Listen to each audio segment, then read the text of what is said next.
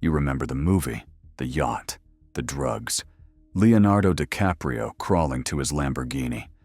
3 hours of excess, debauchery, and one of the most successful financial criminals in American history, portrayed as a lovable rogue who got away with it.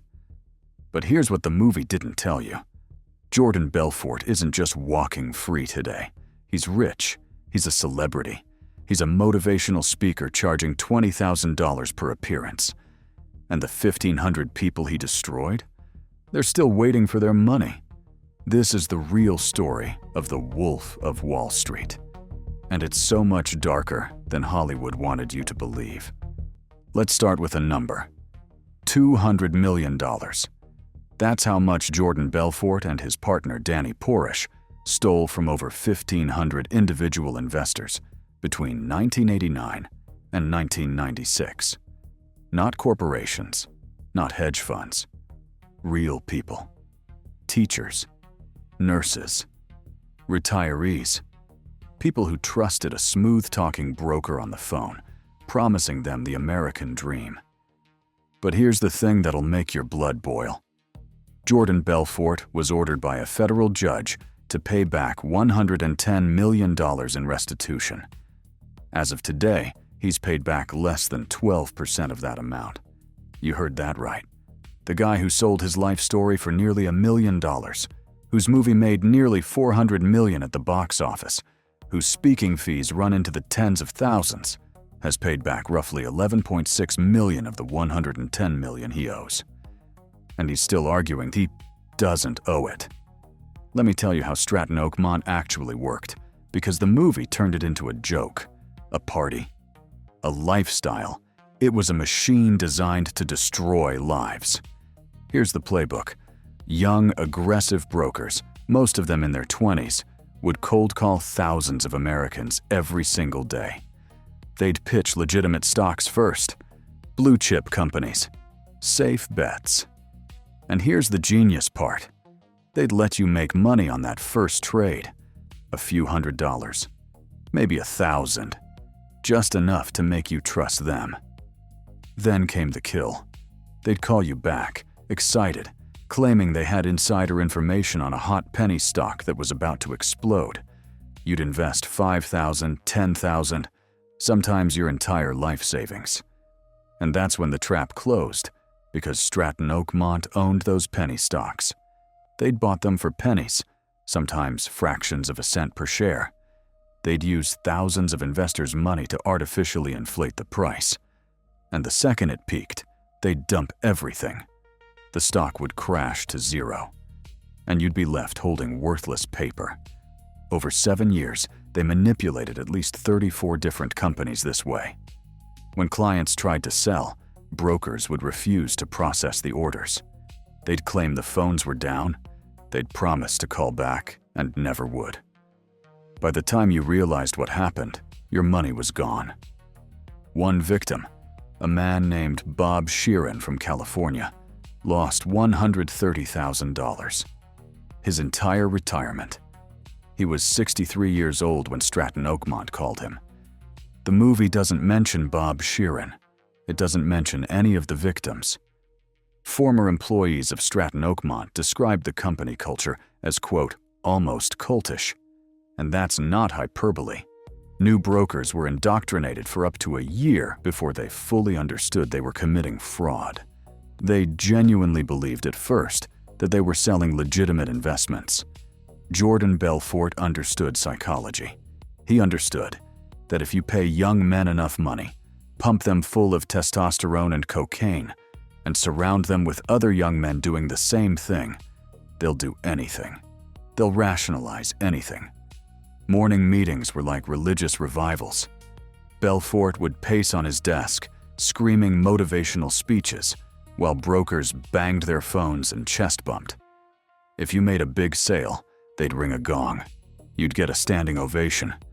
Women would be brought in as rewards. It wasn't a brokerage firm. It was a frat house designed to separate vulnerable people from their life savings. And it worked. At its peak, Stratton Oakmont employed over 1,000 people and generated over $1 billion in stock sales. Jordan Belfort personally made hundreds of millions of dollars. He bought mansions, yachts, a helicopter. He married a model. He threw parties with lions and midget-tossing contests. All of it bought with stolen money. But here's something the movie completely fabricated. Jordan Belfort didn't cooperate with the FBI because he had a moral awakening. He didn't turn himself in because he felt guilty. He got caught. And when he got caught, he immediately flipped on everyone around him to save his own skin. FBI Special Agent Gregory Coleman spent years building the case against Stratton Oakmont. It started in 1992, years before Belfort's arrest. Coleman had to trace money through Swiss bank accounts, shell corporations, and dozens of accomplices. It was painstaking work. The break came when Belfort's inner circle started turning on each other. His right-hand man, the real Danny Porish, who was portrayed as the lovable Donnie Azoff in the film, faced $200 million in restitution orders. His accountant cooperated. His money launderers cooperated. The Swiss bankers cooperated. By 1998, the walls were closing in. And that's when Jordan Belfort made his deal. He'd wear a wire. He'd testify against his friends. He'd give up everyone. In exchange, the government recommended a reduced sentence, 4 years. That's what he was supposed to serve. In the end, he served 22 months. Less than 2 years for stealing $200 million from 1,500 people. 22 months. Now here's where this story goes from infuriating to absolutely unconscionable. When Jordan Belfort got out of prison in 2006, he owed $110 million in restitution. The deal was simple. He'd pay 50% of his income until the debt was cleared. That included book deals, movie deals, speaking fees, everything. In 2007, he published his memoir. In 2013, Martin Scorsese turned it into a 3-hour celebration of financial crime, starring Leonardo DiCaprio. Belfort sold the film rights for $940,000. Guess how much he paid in restitution from that movie deal? $21,000.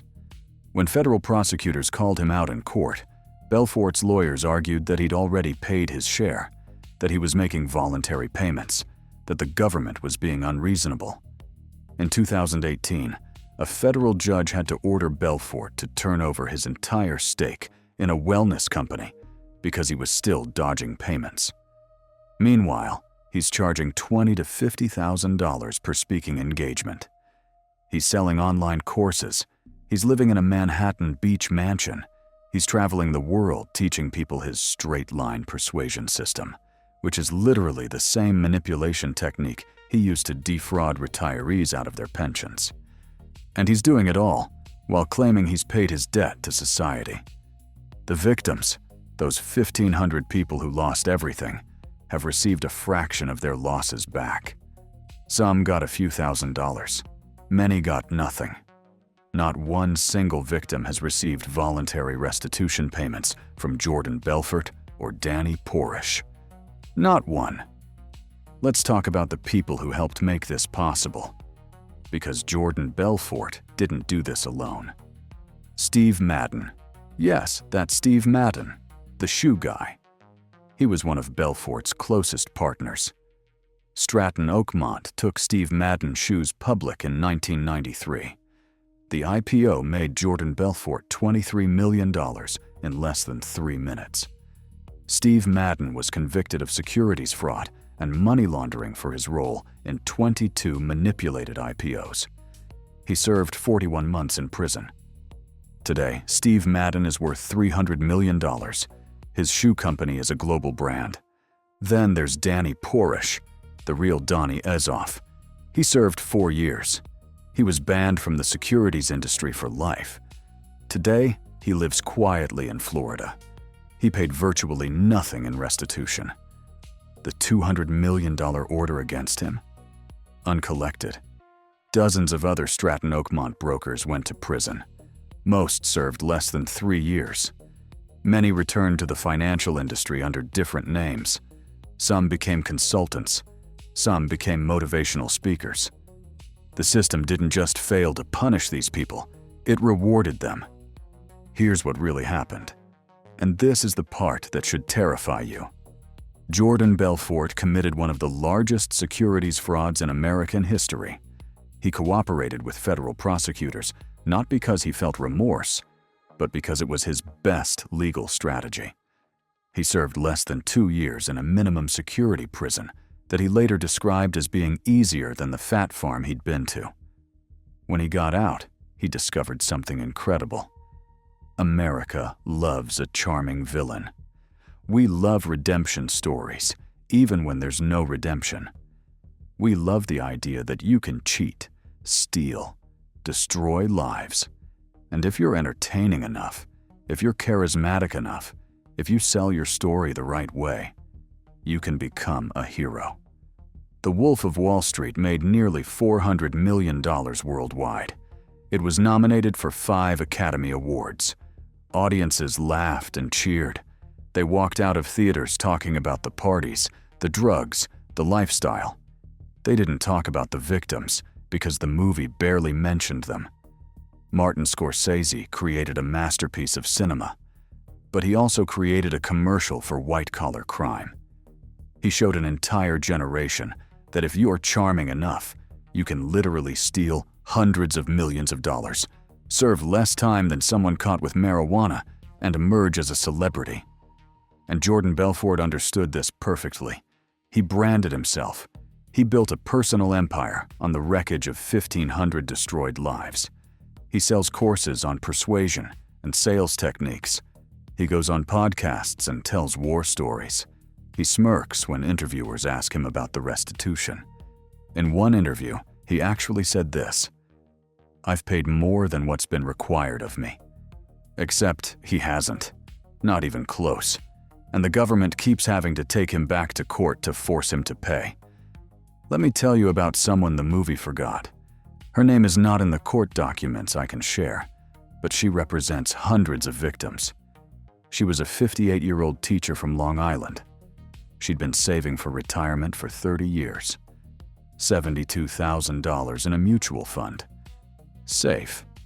Secure. Then a Stratton Oakmont broker called her. Friendly. Professional. He convinced her that she could double her retirement savings in 2 years. She transferred everything. Within 6 months, it was gone. She worked 11 more years before she could retire. She died 2 years after retirement. She never got her money back. She received less than $4,000 in restitution. Jordan Belfort made more than that from a single Instagram post last week. Multiply her story by 1,500. Imagine 1,500 people, most of them ordinary Americans, who worked their entire lives, saved their money, trusted the wrong person, and lost everything. Some lost their homes. Some got divorced because of the financial stress. Some died before seeing a cent of restitution. These are the people the movie didn't want you to think about. Because if you thought about them, you couldn't root for Jordan Belfort. You couldn't laugh at the funny drug scenes, or the yacht parties, or Leonardo DiCaprio's Oscar-nominated performance. You'd be too angry. The Stratton Oakmont scandal exposed something fundamental about American justice. We have 2 systems. One for people like Jordan Belfort, and one for everyone else.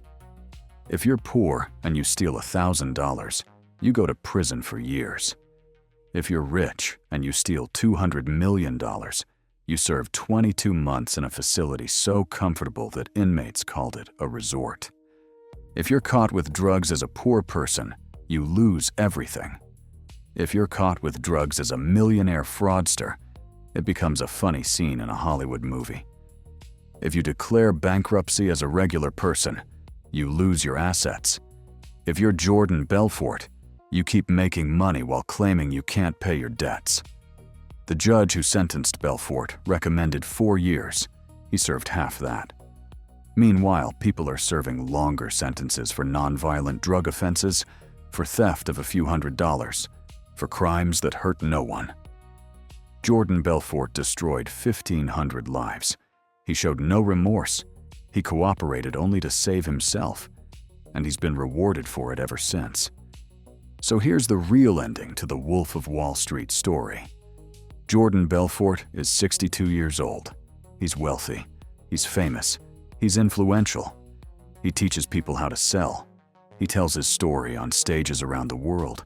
He's turned his crimes into a brand. The victims are forgotten. Most are elderly or deceased.